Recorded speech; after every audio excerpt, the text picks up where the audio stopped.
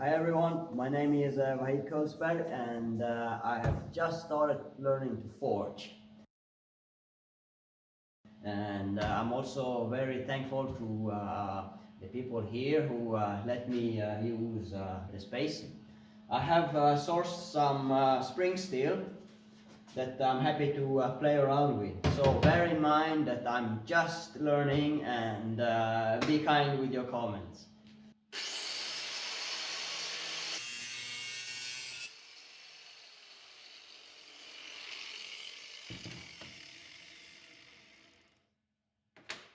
So please bear in mind that I'm still learning and I still don't know exactly how much material I need for a knife to start with.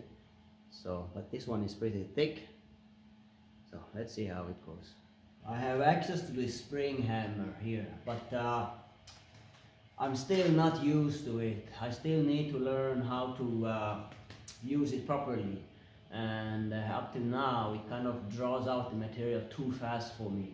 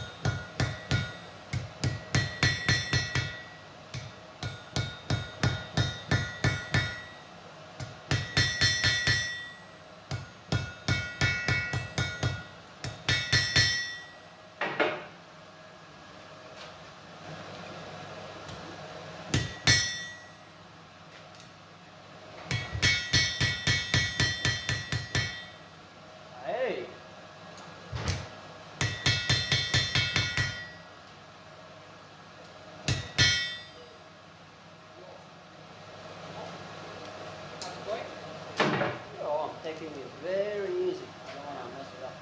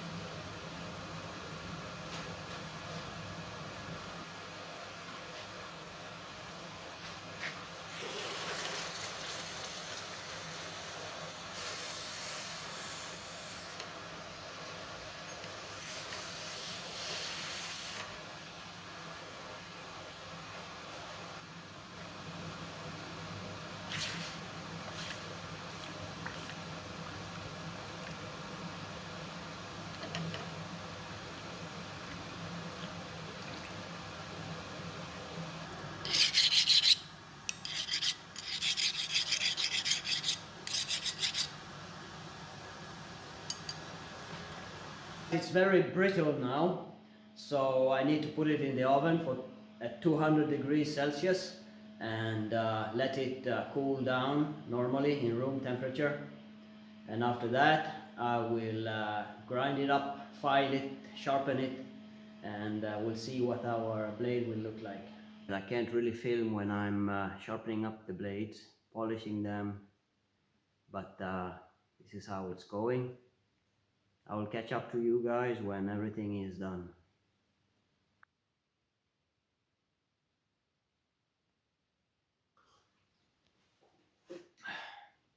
So we are back in my own workshop. This has been an incredible learning process experience for me. I have learned so much. These little blades that I have done here, I have learned so much. And I have also learned how difficult it is to forge your own blades. So I think I showed you before, this was my first blade. It got burned, destroyed. This is my second one, and it's actually pretty decent. So I think I will have to do something with this one. This is my third one. The thickness is not very good. It's warped, and the thickness is not very asymmetric. So it's thicker on some places and thinner on other ones. And this is the one that I filmed, that we are watching in this video. I didn't want to learn grinding on this one because this is the most pleasing blade for me, this one and the second one. This blade I did it at the course, and I had guidance throughout it. Thank you, Lars. These two I did on my own. Like I said, this one is warped. I think it's probably the quenching or the thicknesses, and this one I'm pretty satisfied with, but I've only profiled it, and I've been practicing grinding on this one, and it's tough. It's difficult to grind your own blades. Difficult because first of all, I don't have the proper setup, and also to not have such wobbly lines, waves of grinding. You want to have one line where the grinding starts and ends, and you want it to have to be the same on the other side. And I have tried to build a jig to hold the knife. I will show the jig later. And I've also tried freehand, and it is difficult, and it's definitely a skill to be learned. It was frustrating at times because I have spent a lot of time figuring it out and learning it, and it was also, I couldn't film it because there were other works going on in the same facilities, so I've been learning it on my own. But my plan is to set up my own grinding here in my workshop and learn it, and I hope to film that also. That will make it a lot more easier and more accessible to film. So I've been practicing on this blade. I probably will not put a handle on it and so, because it's not a nice blade. It's a learning thing, and I really appreciate that. This one, I quenched it in water, which is, they say it's not the best thing to quench in, because it's pretty brutal, and the steel will act in ways that is very brutal and shocking for it, and there might be cracks inside.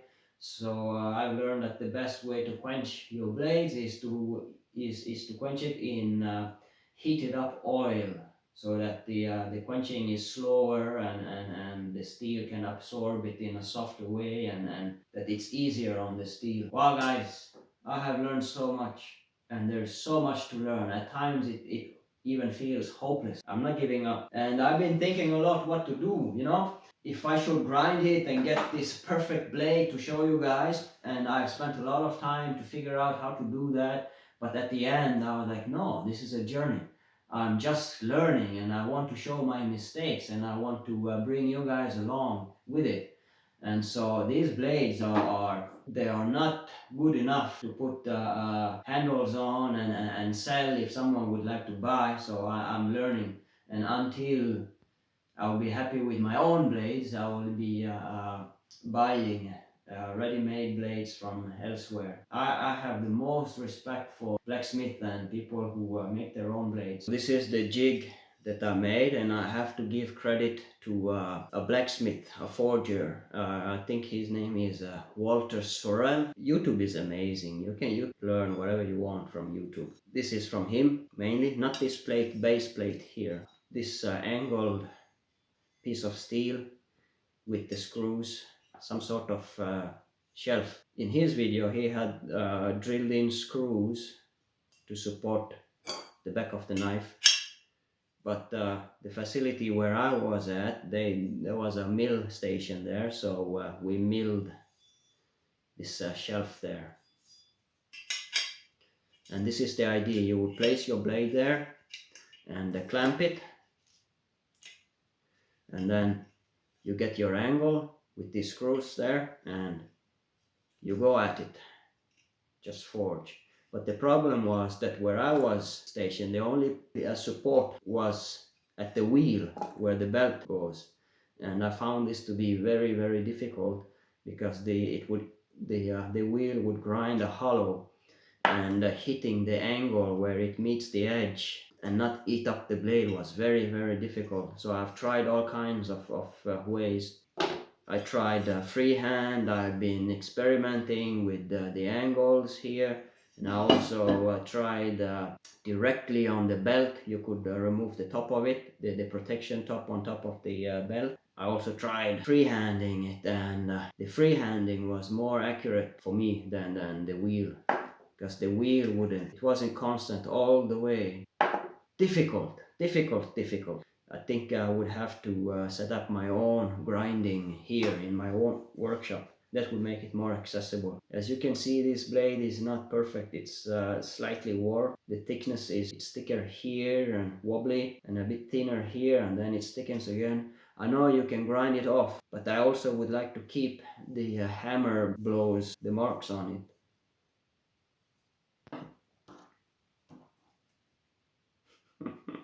Maybe I should frame this and put it in the background as my first attempt.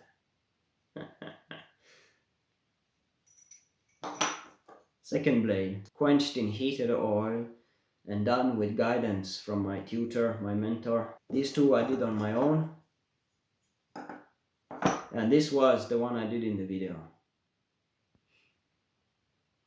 It looks pretty good to me, but it's quenched in water, so I don't know if there are cracks. It's also slightly warped, but I think you can grind that out. It's not the best knife blade. I will practice on it. So this is my own station, my own belt sander, and as you can see, it's not possible to use this support here. I would have to modify it somehow or learn to grind it by hand. And also there are these edges here that are not ideal, so I have to see. Or do you guys think it would be possible to grind with Dremel, with bits of sandpaper? I don't know, maybe I should try that also, but then again you have the even a smaller wheel that might be a problem. But I will try these out and see what to do. Or just go back to how it was made back in the days with the grinding stones and lots of patience. Let me know what you think of these things, if this would work. This has been a learning experience for me, and I wanted to take you along, and I will appreciate every comment and every advice, suggestion from you who are more experienced. I'm not afraid to admit that